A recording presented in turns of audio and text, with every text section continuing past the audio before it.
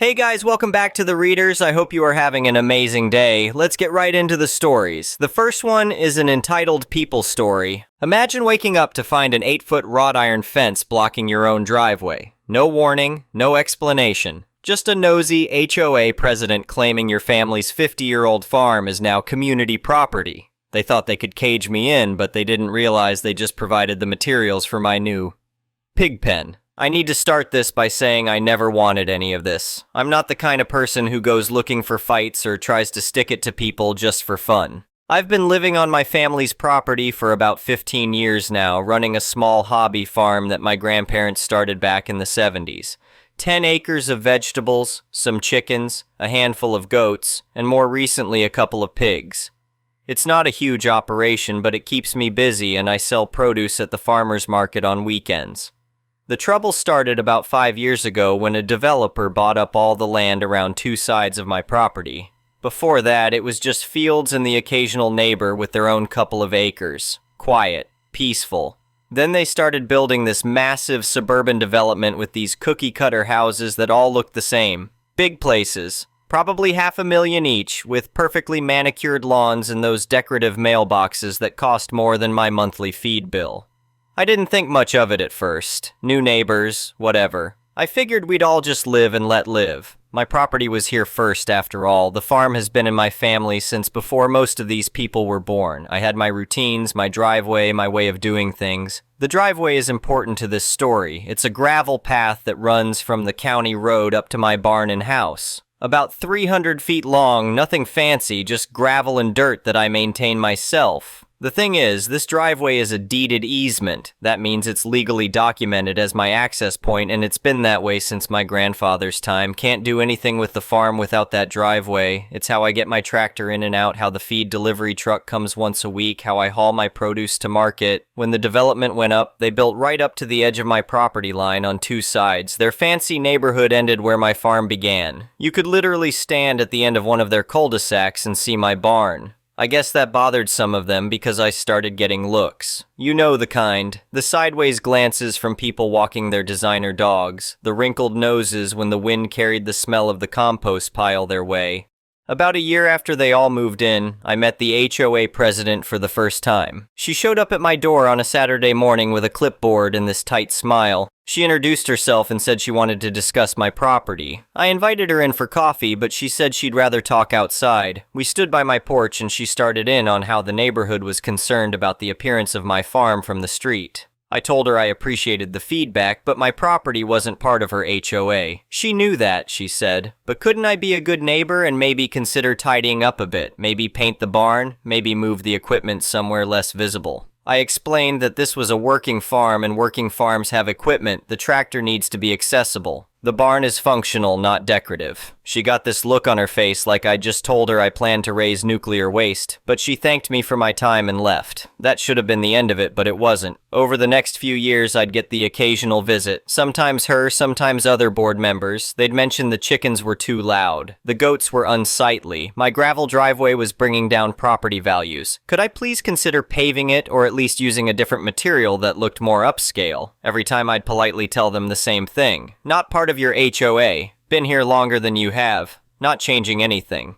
Then about 6 months ago, things escalated. I started noticing people from the neighborhood walking past my property and taking pictures. Not casual pictures either. Deliberate shots of my barn, my equipment, my animals. When I asked what they were doing, they'd mumble something about documentation and hurry away. The president stopped being polite. She started leaving notes on my door about violations, except they weren't violations because I wasn't in her HOA. Things like unauthorized gravel surfaces and illegal livestock within residential zones. I threw them away. She sent more. I kept throwing them away.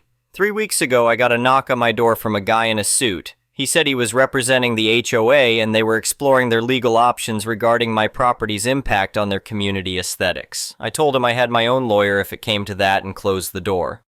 I should have known something was coming, I really should have, but I didn't expect what happened 2 Tuesdays ago. I woke up that morning around 6 like usual. I had my coffee, fed the animals, and was planning to drive into town to pick up some supplies. I walked out to my truck, keys in hand, and stopped dead. There was a fence across my driveway, not some temporary construction fence, a real fence, black wrought iron, maybe 8 feet tall with these decorative spikes on top. It ran perpendicular across the mouth of my driveway where it met the county road. Someone had installed posts in concrete overnight. The whole thing looked like it belonged at a fancy estate, which I guess was the point. I stood there for a minute just staring at it. My truck was on the property side of the fence. The road was on the other side. I was fenced in. I walked down to get a closer look. That's when I saw the paper pinned to one of the fence posts. It was some kind of welcome package. There was a map of the neighborhood, a list of rules, and a separate sheet that listed fines I had apparently already accumulated.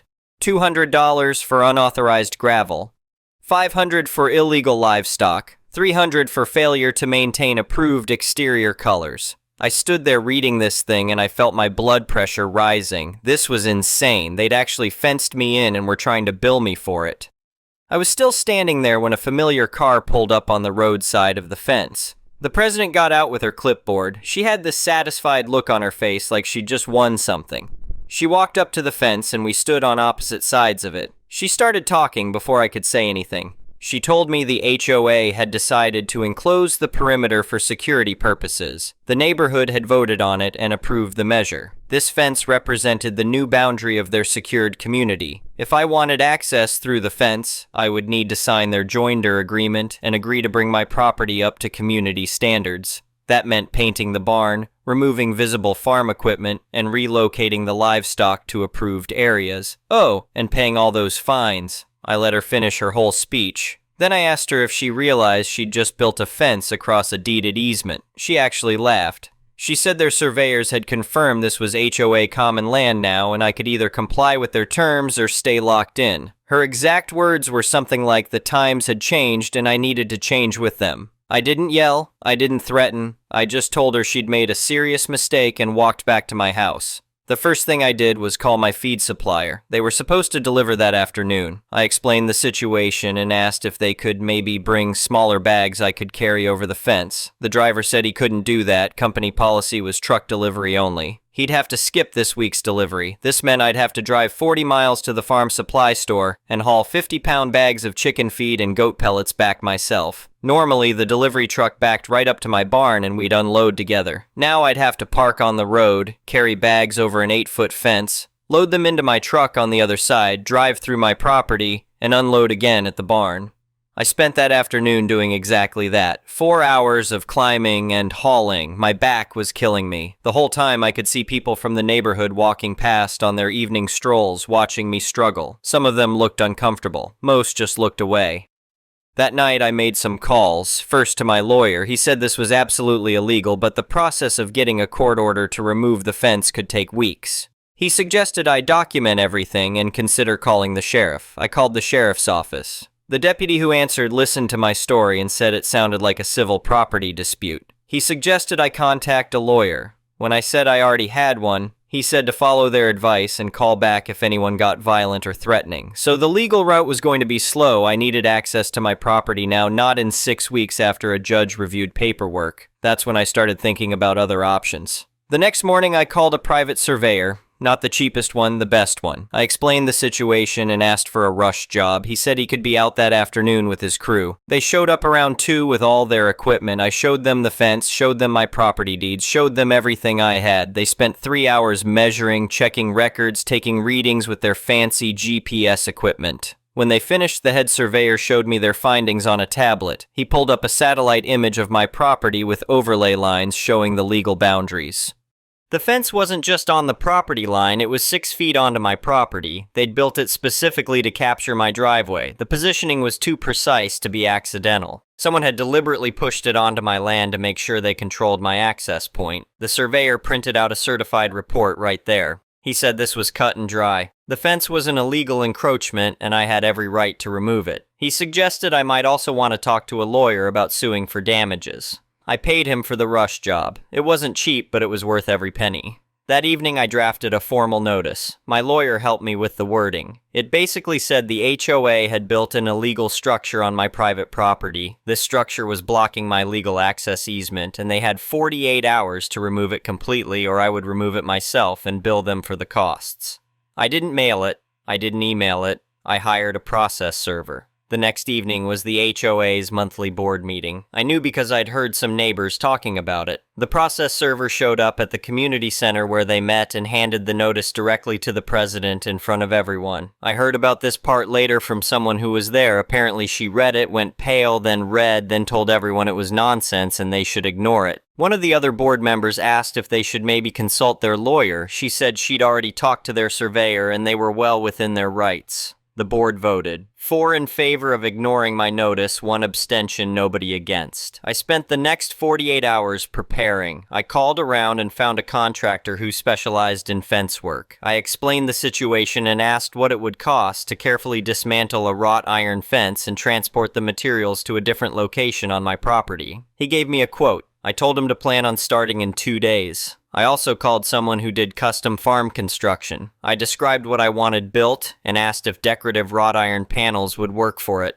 He said they'd actually be perfect, way better than wood or chain link. When the 48 hours were up, I didn't call the HOA, I didn't call the sheriff, I called the contractor. He showed up the next morning at 7 with his crew and their equipment. I showed them the fence, showed them the survey report proving it was on my property, and told them to get started. It took them most of the day, but they were professional about it. They carefully removed each section of fence, pulled up the posts, even dug out the concrete footings. They loaded everything onto a flatbed truck. Around noon, the president showed up. She parked on the road and started screaming at the workers. They ignored her and kept working. She called the police. 2 deputies showed up around 1. They talked to her first, then came over to talk to me. I showed them my property deed, showed them the survey report with the certified measurements, showed them the legal description of my easement. One of the deputies walked the property line with a handheld GPS. He came back and told the president that the fence had been on my property, and I had every legal right to remove it. She started arguing, said her surveyor had confirmed it was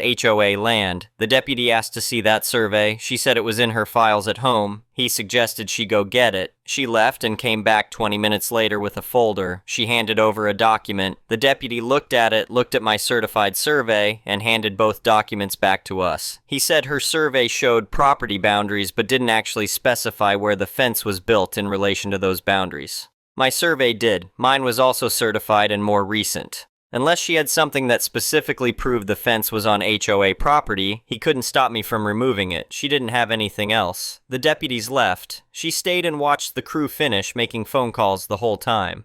By 4 that afternoon, the fence was completely gone. My driveway was clear. The contractor loaded up the last of the materials and I told him to follow me. I led him to a spot about 20 feet from the neighborhood's main entrance. There was this big decorative sign that said the neighborhood name with fancy landscaping around it. Just past that sign, still on my property, was where I'd planned to put a compost area anyway. I'd already had the other contractor start work that morning. He'd built a simple frame structure about 30 feet by 30 feet with posts and crossbeams. Now we just needed walls. The fence crew started installing the wrought iron panels. Those fancy black sections that had cost the HOA who knows how much were now becoming walls for my new pig enclosure and compost area. It looked ridiculous and perfect. This high-end ornamental fence, the kind you'd see at a mansion, surrounding a pig pen. The pigs didn't care. They had shelter and space. The compost pile was covered and well ventilated, and it was all about 3 feet from the neighborhood entrance sign. The president had left by this point, but other people from the neighborhood came by to watch. Some of them took pictures. Nobody said anything to me directly. I spent the evening setting up the pigs in their new home. I added fresh hay, filled their water trough, scattered some feed. They seemed happy with the upgrade. The next morning, I woke up to find 2 sheriff's deputies at my door again. Different ones this time. They said they'd gotten a call about an illegal structure. I invited them to look around. I showed them the pig enclosure, explained it was made from fence panels that had been illegally built on my property, showed them the same survey I'd shown the deputies yesterday. One of them walked around the structure. He said it looked properly built and securely fenced. As long as I was following agricultural regulations for the animals, which I was, he didn't see any problem. His partner mentioned that technically I could probably sue the HOA for the cost of having to remove their fence from my property, plus the trespassing issue. I said I was considering it. They left. An hour later, my lawyer called. He'd gotten an angry message from the HOA's lawyer threatening to sue me for theft and destruction of property. My lawyer thought this was hilarious. He said we had documentation proving the fence was built on my property, documentation showing I'd given proper notice, and documentation showing I'd removed it carefully and legally. If they wanted to sue, we'd countersue for trespassing, blocking a legal easement, and whatever else we could think of.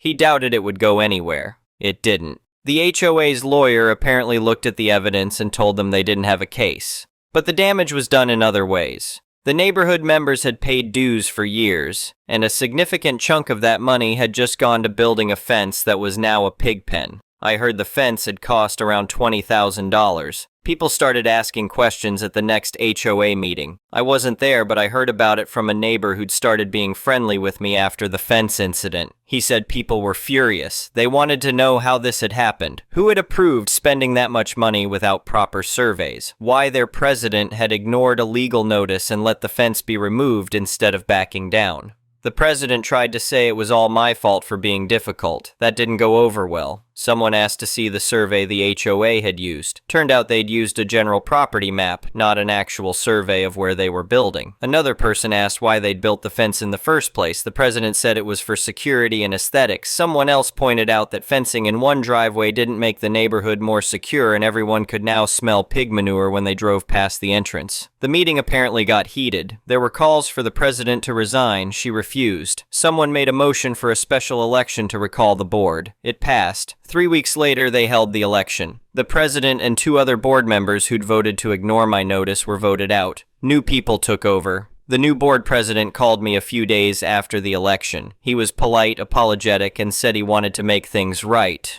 Could we meet to discuss a path forward? We met at a coffee shop in town. He brought another new board member with him. They both said they were embarrassed by what had happened and wanted to ensure it never happened again. I told them I'd never wanted any trouble. I just wanted to run my farm in peace. They asked what it would take to make that happen. I said a written agreement that the HOA would not interfere with my property in any way. No complaints about noise, smell, appearance, or anything else. They leave me alone, I leave them alone. They agreed immediately. Their lawyer drew up what they called a non-interference agreement.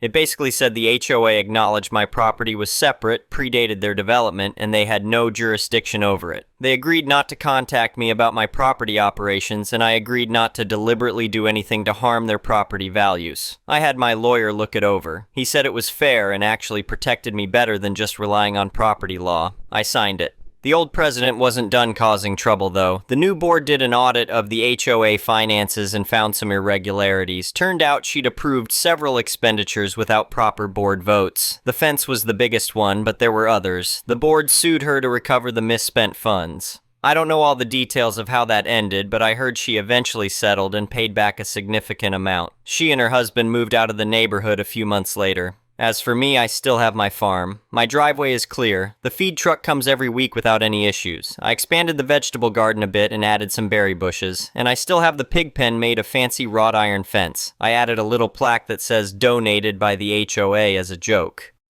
The pigs don't care, but I think it's funny. Every time I drive my tractor out to the county road, I pass that entrance sign and the pig enclosure right next to it. Sometimes I see neighborhood people out walking and they wave now. Most of them are friendly. They realized I'm not the enemy, I'm just someone trying to live their life. The new board has been great. They've never contacted me about anything farm-related. We've actually worked together on a few things that benefit both of us, like maintaining the county road and coordinating on some drainage issues after a heavy rain last spring. I still get the occasional curious look from new residents who don't know the history. They see the farm equipment and the animals and wonder why there's this rural property in the middle of their suburban development. The longtime residents fill them in, usually with a mention of the pig pen fence and a warning not to mess with the farm. I'm not looking for revenge anymore. I got what I wanted, which was to be left alone. But I'd be lying if I said I didn't smile every time I see those expensive iron panels surrounding pig manure and compost. It's a reminder that just because you have an HOA and a clipboard doesn't mean you have authority over everyone. Some of us were here first, some of us plan to stay, and some of us will use your $20,000 fence to house pigs if you push us too far. The farm is doing well, the pigs are happy, my driveway works perfectly, and I've got a story that I'll probably be telling for years. Best $20,000 the HOA ever spent, even if they didn't mean to spend it on me. People sometimes ask me if I feel bad about what happened to the old president, if I think maybe I went too far by turning their fence into a pig pen instead of just having it removed and stored somewhere. Honestly, no. She had every opportunity to do the right thing. I gave proper legal notice, I showed her the survey, she chose to ignore it because she thought she had the power to do whatever she wanted. The fence blocking my driveway wasn't just an inconvenience, it was cutting off my livelihood. I couldn't get deliveries, I couldn't transport my produce. If that had continued for weeks while we waited for a court order, I could have lost animals or had crops go bad. She made a choice to play hardball. I just played it better. The funny thing is, my relationship with the neighborhood now is probably better than it would have been if none of this had happened. Before the fence incident, I was just the weird farm guy they didn't understand. Now I'm the neighbor who stood up for himself and won. There's a certain respect that came with that. I've had people from the neighborhood stop by to buy fresh vegetables and eggs. Some have asked if their kids can come see the animals. I've said yes to most of them. It's actually been nice having visitors who appreciate what I'm doing instead of complaining about it. The pigs, by the way, have become minor celebrities. Kids call them the fancy pigs because of their ornate fence. I've leaned into it and named them after expensive things. One is called Lexus, the other is Rolex. It makes people laugh. Last month, someone from the neighborhood asked if they could use my farm as a location for their kid's birthday party. They wanted a petting zoo experience. I said sure and charged them a reasonable rate. The kids loved it, the parents loved it. It's turned into a little side business, actually. So in a weird way, the HOA's attempt to fence me out ended up bringing me closer to the community. Just not in the way they intended. I keep the property well maintained now, not because anyone is forcing me to, but because I want to. The barn got a fresh coat of paint last summer. I organized my equipment storage better. I even put in some nice landscaping near the road, not to please an HOA, but because I had the time and it looked good. The point is, people will work with you if you treat them with respect. Try to bully them and fence them in, and you'll get a pig pen made of your expensive fence. I think that's a fair lesson. My grandfather would have loved this story. He was always big on standing your ground and not letting people push you around. He built this farm with his own hands and always said it was important to protect what's yours. I think I did that. The farm will be here long after I'm gone. It was here before the neighborhood, and it'll probably be here after. That's the thing about land and legacy. It outlasts the petty disputes and the power-hungry HOA presidents. And somewhere in the future, someone might wonder why there's an ornate wrought iron pig pen at this particular farm. Maybe they'll hear the story. Maybe they'll just think it's a weird design choice. Either way, those pigs have the fanciest home in the county, and my driveway stays clear. The next one is a malicious compliance story. In the early years of being a pharmacist, jobs in my city were hard to come by. I managed to get full-time hours by working for a couple of pharmacist friends at both of their stores. They would work out my schedule together and put an X on my schedule on the days I was at the opposing store. One store was downtown and one was in the suburb I lived in. At the suburb pharmacy, I had a coworker, D, who could just not wrap her brain around the fact that if there was an X by my name, I was in fact working just at the other store. Multiple times I would have call after call on my cell phone and hang-ups on my answering machine at home because she wanted me to cover her shift at the suburb store when I was already working downtown. Worst thing was my cell phone charged me for every single call, so after the second time of her pulling this, I would get downtown and immediately pull the battery off my phone. This made her angry at me for ignoring her, and we had a tepid relationship after that. Time went on and the suburb store started expanding their nursing home operations, so I was able to work there full-time instead. I still had a great relationship with the downtown store, and they had me keep the keys in case of emergencies. They would occasionally come up, and the X would be on the schedule by my name. Sadly, Dee became the assistant manager and now thought she was the boss of me. Now, downtown pharmacist's daughter was getting married, and suburb pharmacist was invited to all the festivities. I got scheduled to work the Thursday before at the downtown store. The X went by my name on the suburb schedule. I was also going to the wedding. I was good friends with the daughter, but missing the Mendy party on the Thursday, I was working for her mum. I was on the phone with her on my break one time, and she was saying how sorry she was I was missing it, and I said, "Don't worry, I'll just doodle brown Sharpie all over my hands and pretend I was there when we aren't busy." Now, at that exact week, we were getting new pharmacy software downloaded. Nursing homes are run on a batch system where all the labels are run about 5 days before, and then all the bubble packs are made up during that time, and then the actual billing is done on the Thursday for the meds to be delivered Friday. Dee decided that she did not want the batch to be done and just wanted everything to be processed and made up on the Thursday for just this first week. My technician was freaking out, so I just told her to make up the usual drug cards, Lipitor, Aspirin 81, multivitamin, Altas, etc., without any patient data just to help speed things along. Dee overheard and told the tech that she wasn't allowed to do that, and this younger generation is just scared of hard work. I panicked a bit because I was the only one of my age, Gen X, as all my coworkers were boomer-aged or older. I went and checked the schedule. Yep, there's an X by my name. I won't be there for the ST show, but somehow Dee thinks I am. Why should I tell her any different? Thursday rolls around, and at 12:30 my cell phone starts blowing up. It's in my purse in the safe because I don't get a lunch break, only pharmacist, and everyone can hear it. Out comes the battery. I get home after work and there's screaming and swearing on my answering machine. A locum pharmacist worked the morning shift and wasn't instructed to do anything, so everything was left for Dee when she arrived at 12:30. She had to work late to finish over 500 prescription drug cards. I come in the next day and she's still furious. "You said you were working. I heard you talking about the effing Mendy thing." I told her I was working, just not at that store, as evidenced by the X by my name. I learned then that she could eavesdrop on the break room from one place in the pharmacy when she herself was the only pharmacist working at the time. All my breaks were taken in my car after this. The next one is an entitled people story, from the files of plausible deniability. If you think this post is about you, it isn't. Any similarities between what happened and this post are completely coincidental, so don't start something about it, okay? A relative was visiting a small family that included the parents and a teenager. Said relative was asked to take a family picture. Of course, the teen grumbled and complained about being asked to put on a nice shirt, comb the hair for the first time in a week, and come outside, but teenagers are legally required to act like teenagers. The relative has some decent skills with taking pictures. $75 to $100 per hour level of wedding photographer work would be an easy hire. Unfortunately, every photo has to be worked out perfectly, so what should have been a snap or two with an iPhone turned into 3 to 5 minutes per shot.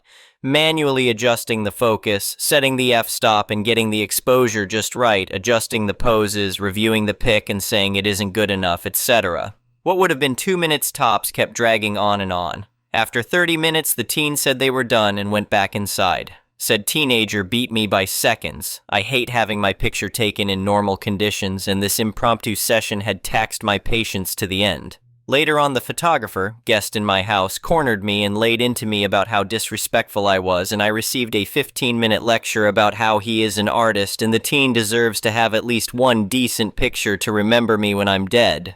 The photographer also pointed out every family portrait on display and explained why they were poor pictures and he would never produce such horrible garbage. He was an amazing photographer, you see, he said so himself, which gave him the right to critique every photograph he saw. From there, it spun into a lecture about how every parent today is horrible and nobody is teaching kids any respect. That a teenager didn't want to hold still indefinitely for a picture and was rude, surly, wanted to spend every moment on the computer or phone in the bedroom was proof that the parents were doing a much worse job than he ever would, and all he wanted was to make sure that the teen wasn't going to end up homeless and friendless with zero social skills. So the least the parents could do was respect and support his efforts to do so because he, as a 39-year-old never married, no kid individual who served in the Navy on a ship in Afghanistan no less, so he knew combat, for 4 years just knew better and could fix everything that was wrong.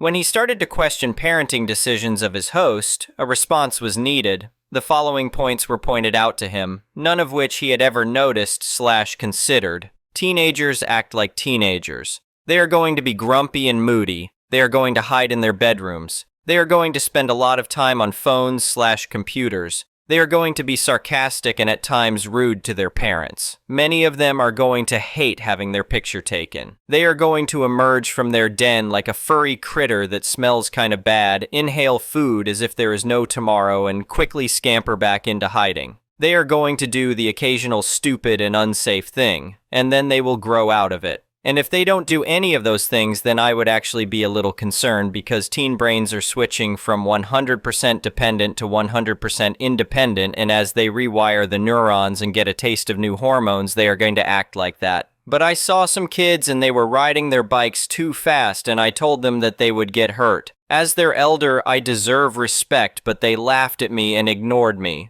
Well, teens are like that, and you will never know this, but sometimes after you aren't looking, they will decide that you are right. They are acting recklessly and might get hurt and adjust their activity accordingly. But they will never let you see them admit they were wrong, and they will never let their friends see them back down to an old geezer. So don't worry about it, and above all, don't expect civilian teens to treat your petty officer third-classness as if you were their admiral. So you're okay with just letting him be rude like that and talk back and not sit down and have a long, proper meal? Yeah, pretty much. If it is a special occasion or something important, he'll act differently. And I'm just supposed to stand back and do nothing while you won't let me fix him? You aren't his parent, so you don't get to fix him. If he's about to fall off a cliff, catch him, but other than that, let him be a teen. And while you are entitled to have your own thoughts and opinions, you are not entitled to express them and critique parents. If you really want to tell people what they are doing wrong, write a book or set up a YouTube channel, but in this house it is a hard no, and if you can't resist, then you won't be welcome to come over anymore. Come back when he's 24 and see what he's like then. He got pissed and stormed out. I've heard he's been bad-mouthing the horrible, irresponsible parents in one of the family chats, but since he's the only one who does not have, or has already raised, teenagers of his own, nobody is taking his side, which probably pisses him off even more. Anyway, thank you for watching.